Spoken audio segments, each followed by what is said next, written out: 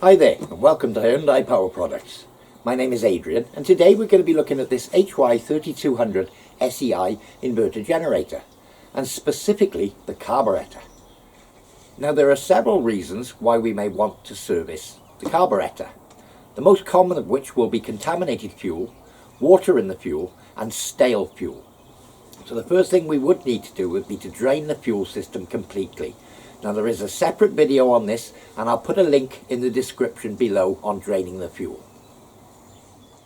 So there are two methods to doing this. The first method is the simpler one of the two, which involves removing the air filter assembly, removing the float bowl and float, the main jet and the emulsion tube.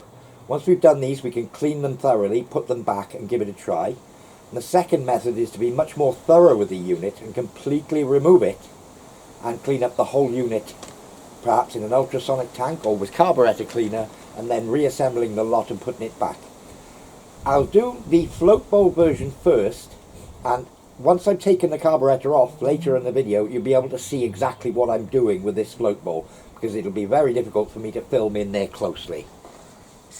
It's been a day or so since I drained this and there is a little bit more fuel has worked its way down, so I'm just re-draining it just to make sure that we don't have any surprises. And it was, yeah, probably a thimble full of petrol in there. Okay, so now that that's drained I'll just shut that valve off. I want to remove this pipe just for convenience.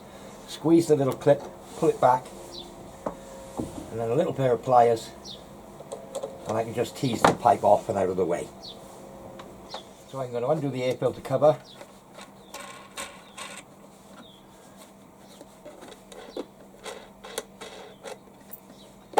Take the outer cover off and remove the air filter. So now that I've removed the air filter you can see there are two little bolts in the back with 8mm heads. So I'll just take an 8mm socket,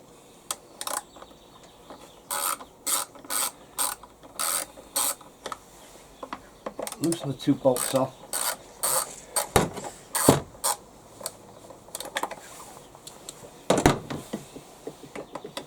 and I'll remove the two bolts completely. There's one. I have to get it to shot a little bit to see for myself. And there's the second one. Let me just retrieve that. And that's loosened off the air box, ready to be removed. So we need to remove these two rubber pipes away from this manifold. Quite a simple job. I'll just squeeze the little clip and pull it up, and again just tease the little pipe up out of the way.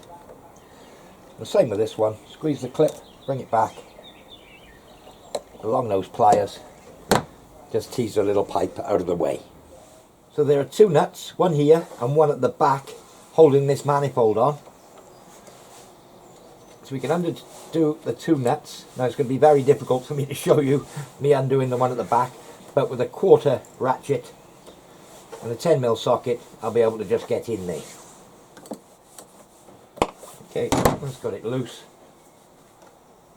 and I'll just undo it the rest of the way with my fingers. So that's the two nuts removed. I can pull the manifold away and just work the air filter box down and round and remove the air filter box completely. So I'll just put the two nuts back on loosely to hold the carburetor in place while we remove the float bowl. One, two. So we're going to move on to removing the float bowl. So as you can see, with the air filter box removed, there's plenty of room underneath the float bowl to be able to access everything. So on the underside of the float bowl is a 10mm nut. So I'll just undo that nut. It's actually a little bolt with a gasket. I put a piece of paper towel in below because we're likely to get some more drips of fuel out. Yeah, just a little bit. I'll undo the bolt and the float bowl will drop down out of the way. Now you can see in this circumstance the little O-ring has come with the float bowl when I removed it, so we need to remember this and keep it safe. Again with a little bolt, whoops, with a little bolt, you'll see a little red gasket on the bolt. Make sure you don't lose that as well. It can stick to the bottom of the float bowl and it can get lost. So yeah, that's the float bowl, the bolt, the little washer on the bolt, and the O-ring all has come out in one piece. So next we're going to remove the float itself. You'll see a little pin here, which is the hinge pin for the float. We can just pop that pin out. I'll push it from the back, pull it out, and the float will just pop down with the little float needle here. So this now gives us easy access to a screw which is up inside this tube. And the screw itself is the main jet and is a short part with a flat screw head on it, and above that is the emulsion tube. So we'll start undoing the screw. Okay, so with a fairly short screwdriver to give you enough room, I'll just feed it up. Okay, I'm in the slot and I'll unscrew the main jet. Once it's started to come loose, not quite, it should just unscrew easily all of the way. But of course it depends how badly gummed up the carburetor is. There it comes. Oh, and the emulsion tube has come with it as well, as you can see. And there's the emulsion tube. These two parts, the main jet and the emulsion tube, are the parts that get particularly dirty, especially with stale fuel. These are the parts that will trap particles if you've got dirty fuel. So these are the main things to clean, as well as the float bowl and the needle on the float. Another part to check is this hole here on the side of the body. This needs to be clear. So if it isn't, you'll probably need to poke it through with a small end of a needle or something like that to make sure that this hole is clear. This is the main pickup hole for fuel for the carburetor. So all fuel from the float bowl passes through this hole, up through the small hole in the main jet, through the emulsion tube, and then out into the stream of the carburetor. If you do have an ultrasonic cleaner, that's the ideal tool for cleaning out these very small holes. If you haven't, a tin of carburetor cleaning spray, carb cleaning spray from a Motor Factors would do just as good a job in the short term, but you may need to clear any holes out with a needle as before, but be very careful not to force any of the holes. We don't want to change the size. And the same thing with the main jet. So having cleaned everything up, we need to put the emulsion tube in first. You'll see a large end and a small end. The small end goes in first. Just put it up in position. Secondly, the main jet, obviously with the screwdriver head pointing downwards. Just hold that there. Gravity's working against me here. And yeah, then once we've got them in, we can screw the main jet back up, which pushes the emulsion tube back up until it comes to a stop. Oh. Yeah, we've got it. Okay, so that's those two back in place. So moving on to the float, again, clean it all down with carburetor cleaner. It's got a little rubber tip on it here. We just need to make sure that that's nice and clean. So the final job is to keep it straight and put it back up. You'll see the little float go up through a hole here. It goes into the right position, and then refit the little hinge pin. Just move it around till it lines up and push the pin into position. There we are. So that's the float back in. Now the float pin is held in position. It can't come out once the float bowl is on. The float bowl will stop it being able to come out. So next we need to move on to this O-ring. Now it's quite important that we get this O-ring to sit properly in the groove in the carburetor. So it's much easier to do this with the carburetor completely removed. and we shall move on to that stage of it secondly. But I just need to keep it in position. I'm just going to put the float bowl in position and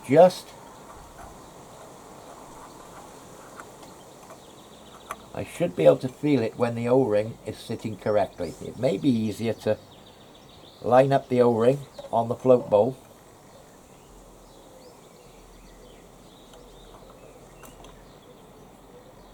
And there we are, it's back in position. So we need to just rotate it, there we are, until the drain tube is facing where it was before, facing front. I'll hold it in position and replace the little screw with its washer back up in the bottom. I'm just keeping the float bowl in tension upwards.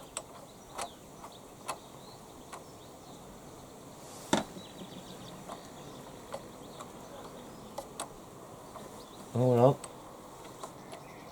Should be able to find the hole any second.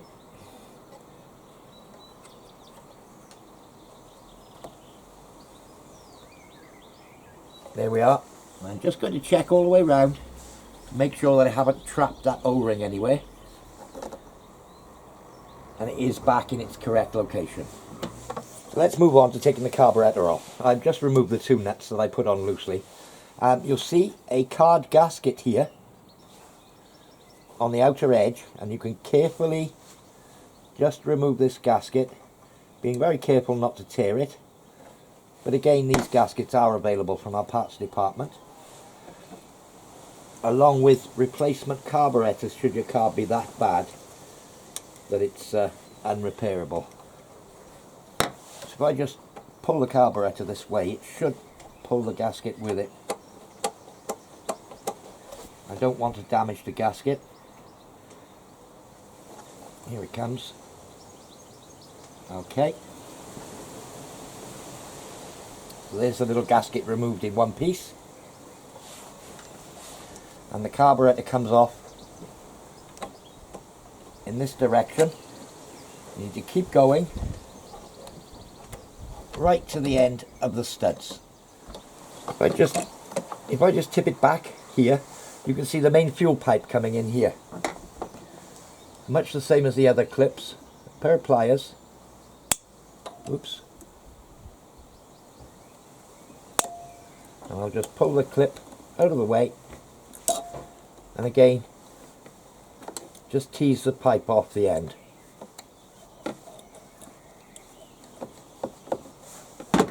Okay. And that's the fuel pipe removed.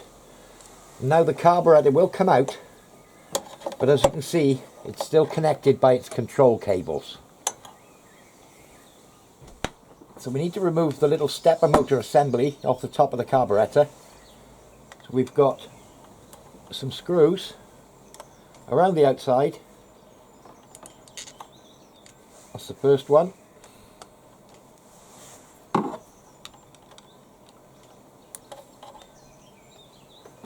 Oh, can't quite. Here we go. That's the second. And before you remove the last screw of these, you need to be very careful, because in between the motor shafts and the spindles that they operate are little couplings. We need to make sure we don't lose these little couplings, especially the one on this side, as there's a tiny spring and an intermediate piece. So we've got to be very careful not to lose any of those parts. So I'm just going to hold it in position and take off the third screw. That's completely loose. And I'm just going to bring the two parts separate. Okay. So there's the little coupling and the spring I was referring to, and another coupling here. This is the part, this little L-shaped piece here and the little spring, which is likely to shoot off and disappear. So be very wary of that when you take it apart. So the bit we're likely to lose is this little plastic clip and this spring. So I'm just going to pop that out. And as you can see, they're very small parts. So I've got a pot here Just going to keep them safe in a little pot, so there's nothing can fall off now that we're going to lose.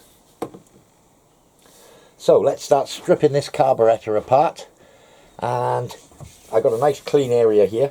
If your carburetor is particularly dirty around the outsides and what have you, it might be worth just spraying down the outside, cleaning it with a soft brush to remove any debris before you even start, if it is particularly dirty. But being inside an enclosed generator, it should be fairly clean and not need that treatment. So the bit you couldn't see me doing earlier on, loosen off the little bolt that holds the float bowl on.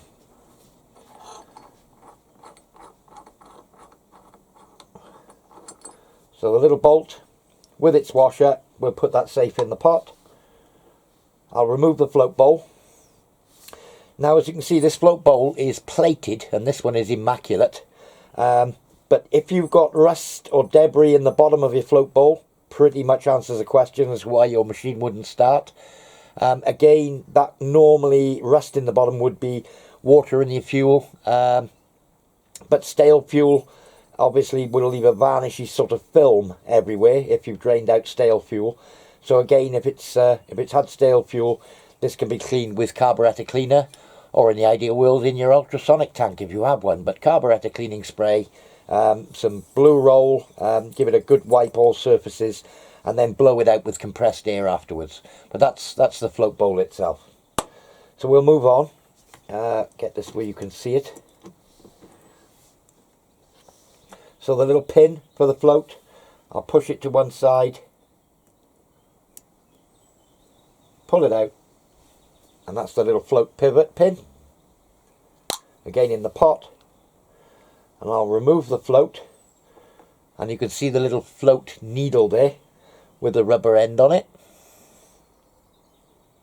So we'll put that to one side, and now we need to go up inside the tube to remove the main jet and the emulsion tube. Oh, there's my screwdriver.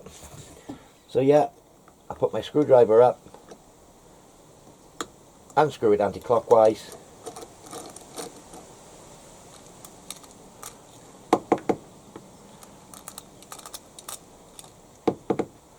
I'm just tipping it over, unscrewing the screw. When it reaches the end of the thread, it'll just pop out.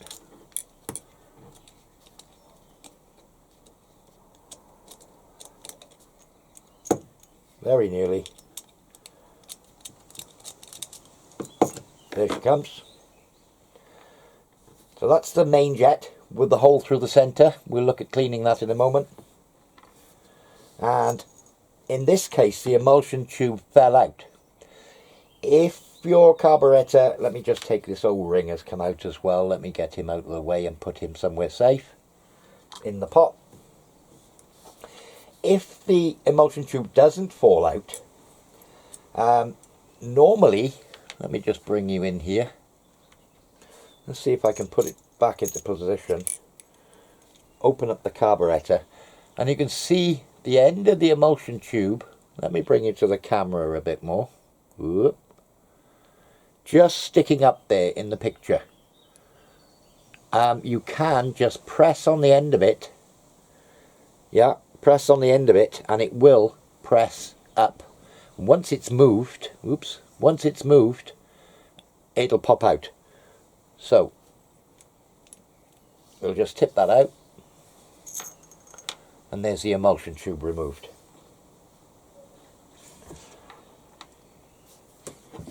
Now, there are a few other parts that can be removed from this if you were going to put it into a parts washer, the whole body of the carburetor.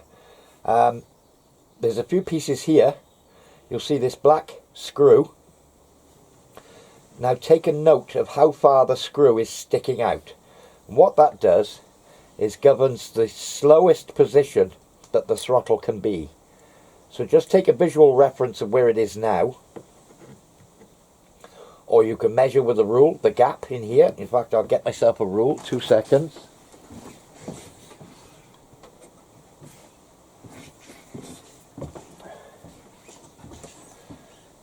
So, where are we? Yep, I'm just going to measure with a rule what that gap is.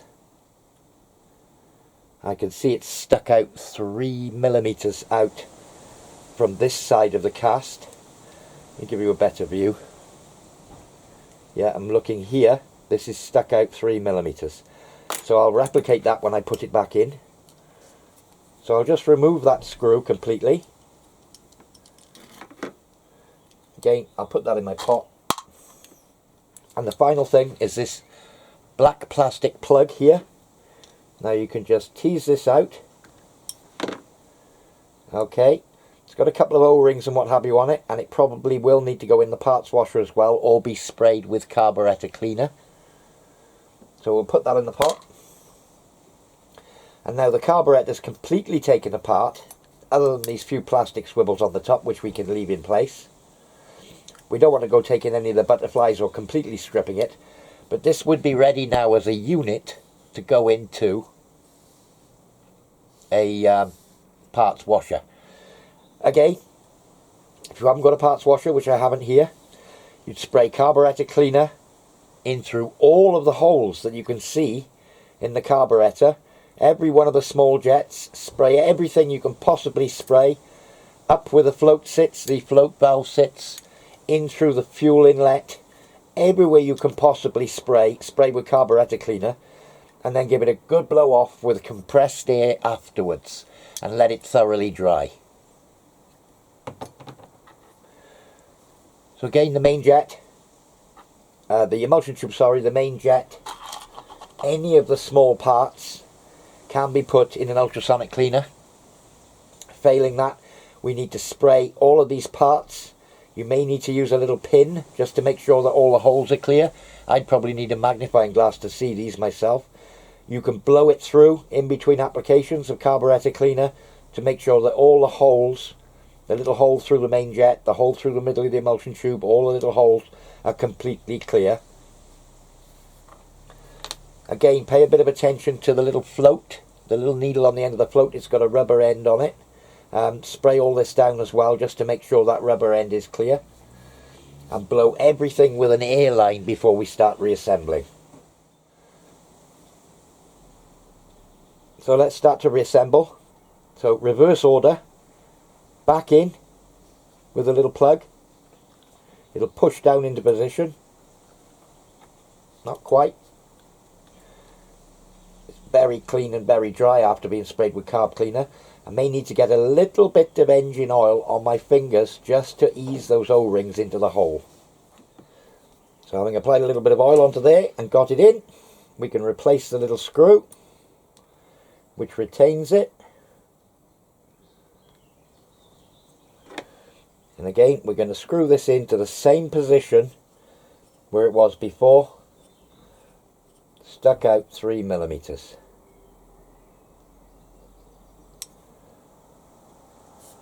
A little bit more, looking at the throttle position. Let me just measure it again.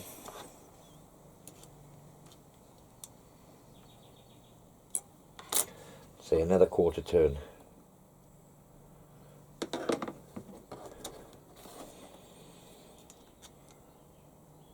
Okay, that's back to the same position. So that's that bit done. So we'll bring our attention back to the main jet and emulsion tube. So the emulsion tube in first, with the thick end in my fingers, goes in last. So that's in the hole. We'll just give it a little shake like that. And again, the main jet replacing now, with the screwdriver slot facing outwards. Just let it fall down naturally. We can gently screw it into position.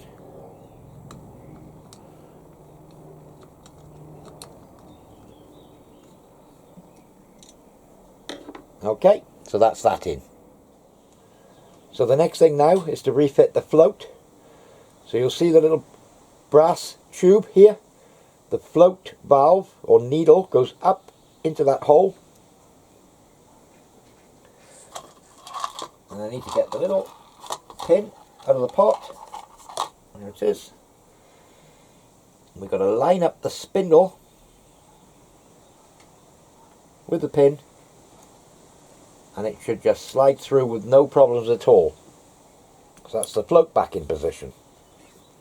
So a little test for the float valve is to hold it this way up with the float vertical and try blowing in through the fuel inlet, and you shouldn't be able to blow through.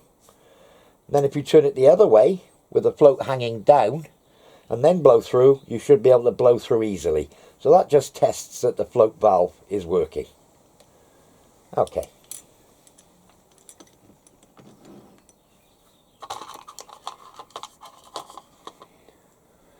So the next little job now is to refit this rubber O-ring. So we'll just carefully locate it in position, making sure not to twist it, and you'll see a little groove that it sits in. There we are. That's sat in the groove just about. Let me just double check. Not quite in that area. Okay, it is tricky to get this one in, especially if you're working with the machine upside down. Okay, and the carburetor hasn't been removed from the generator. So, back on with the float, we'll just locate it in position on the O-ring. I'll hold it there to clamp everything in place. Making sure we've got the washer on, the little red washer. Can you see it? Yes, there it is. I'll just screw the captivating nut back on.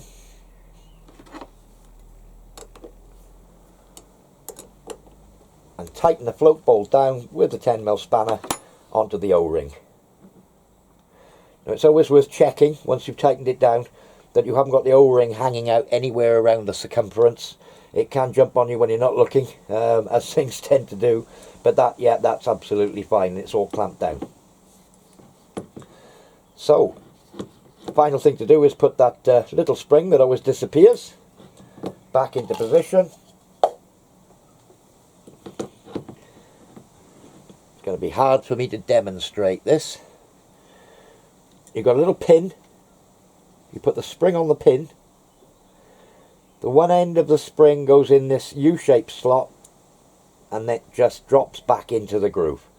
And hopefully that should stay there now while we reassemble the carb onto the machine. So we need to fit the stepper motors back onto the carburetor.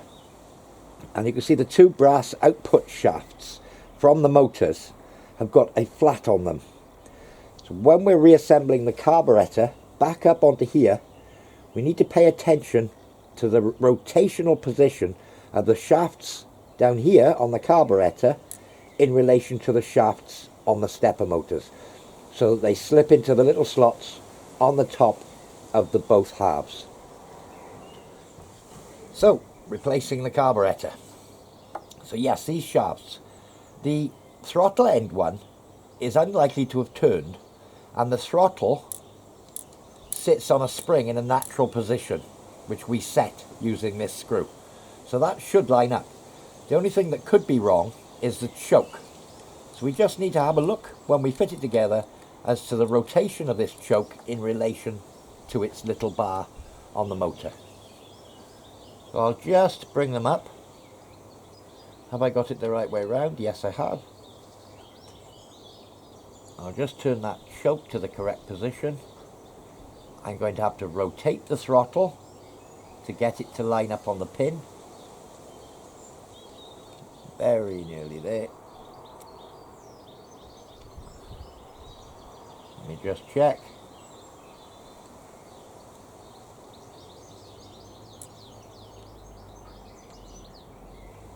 Check this end. That one's going to be okay. The throttle one is slightly out.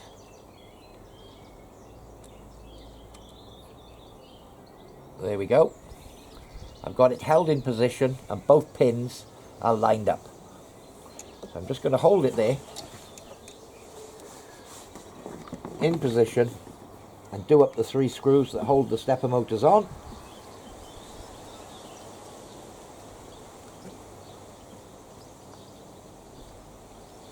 That's the first one. We should be safe now. I'll just put these 2 in their holes.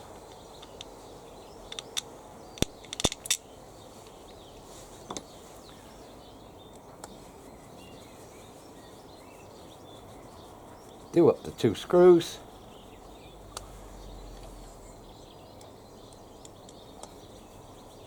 No need to go desperately tight on these, just down 2 is fine. A little bit of a nip, there we go. The final job, just check that everything's in line. Yep, all looks good. So the next step, refit the fuel pipe. Refit the fuel pipe. So again, back on with the fuel pipe where it came off, pushing it home firmly. I'll just get my little pliers, squeeze the clip, pushing them up into position. That's the fuel pipe on. And now the final job is to replace the carburetor onto the studs. So you saw we had a little difficulty getting it off, and as you can imagine we're going to have a little difficulty getting it back on as well. But it is possible. I'll just get the back one lined up with its hole. I might have to come into shot here. That's the back one.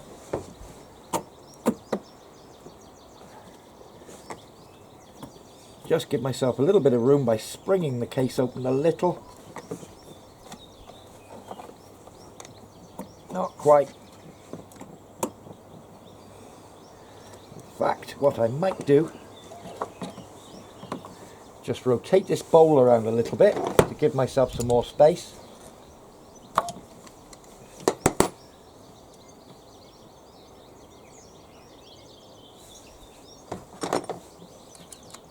I'll put it back in the correct position when we're done. So let's try that again. Now that's much better. So I'll get this front one in and the back one in. That's much better. And that's the carb on. Okay. So just make sure I'm not trapping any wires here. I'll push the carb almost back into position. I think I'll just straighten up that float bowl again now. A little bit looser.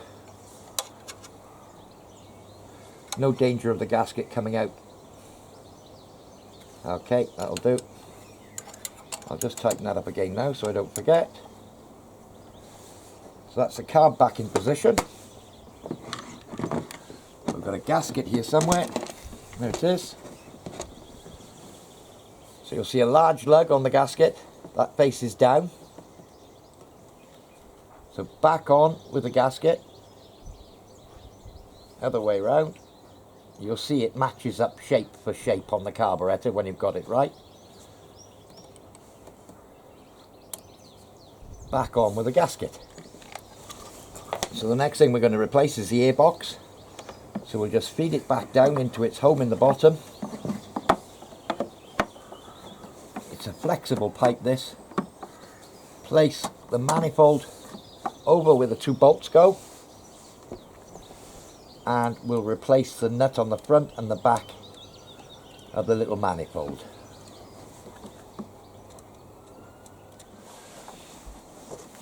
Okay, so we need to line the airbox up now, back where it came from.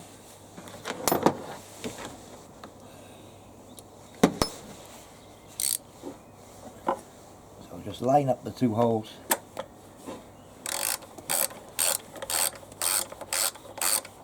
Get that bolt started. That's good. And the second one. Just have to push it up a little.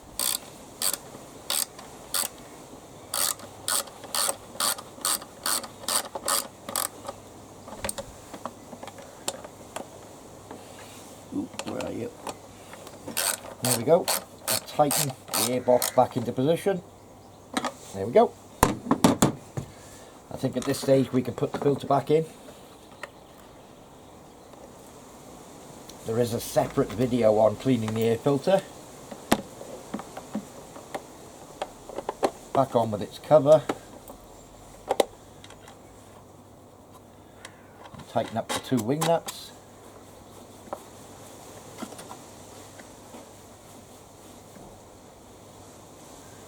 That's the one.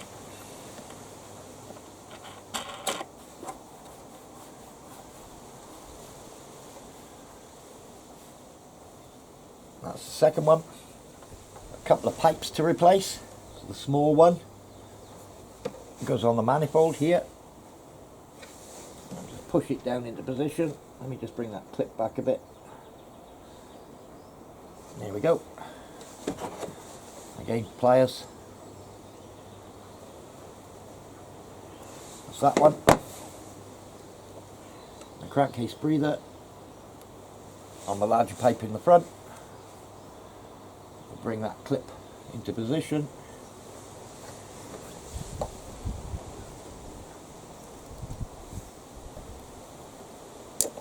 Not quite. There we go. And the final pipe is a little drain pipe on the bottom of the carburetor. Shouldn't need the pliers for this. There we go.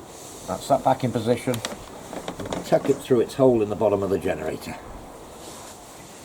Probably at this point, before replacing the cover, I'd refill it with fuel, turn the fuel tap on, and leave it a few minutes and just check for any leaks.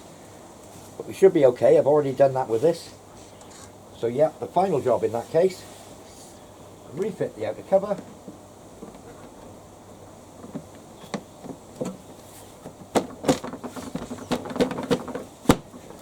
Get the little grommets in place.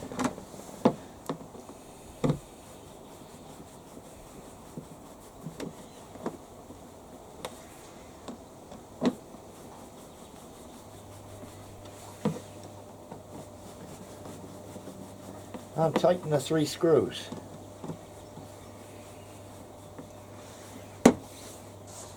And there we are. That's the carburetor fully cleaned out after being contaminated or having stale fuel. And as I said, you can get replacement carburetors, gaskets and anything like that you might need from our parts department. Well, I do hope you found this demonstration useful. For more information on this or any of our other products, visit www.hyundaipowerproducts.co.uk. I've been Adrian, and thank you for watching.